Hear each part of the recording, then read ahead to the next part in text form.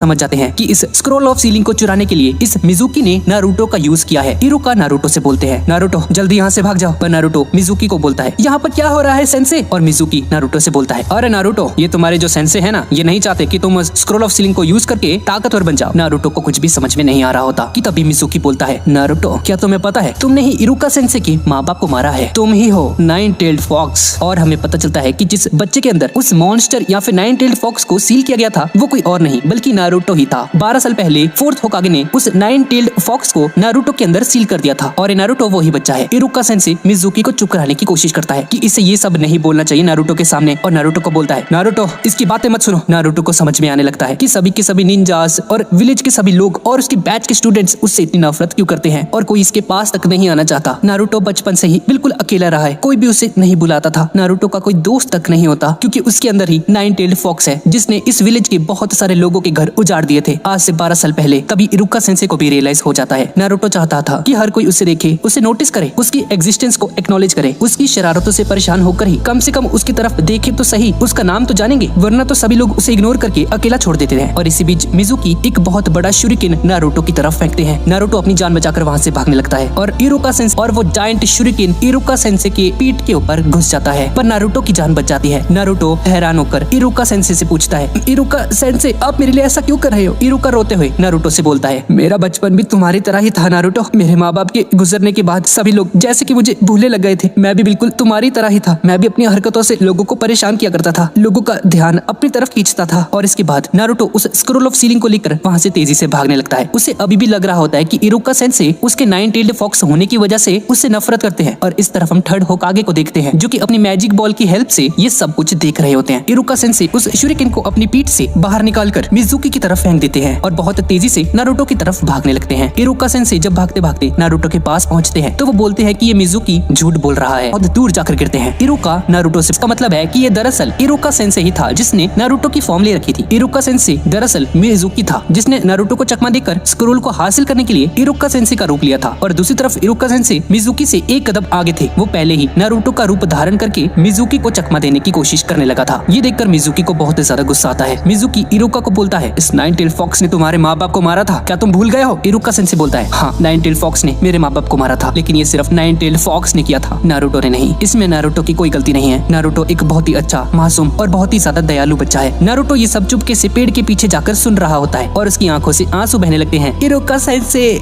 बहुत ज्यादा रोता है और मिजुकी अपना जायंट शुरिकेन इरुका सेंसे को मारने ही वाला होता है कि तभी नारुतो बाहर आकर मिजुकी सेंसे को एक जोरदार किक मारता है और बोलता है, अगर तुमने इरुका सेंसे को हाथ भी लगाया तो मैं तुम्हें खत्म कर दूंगा। मिजुकी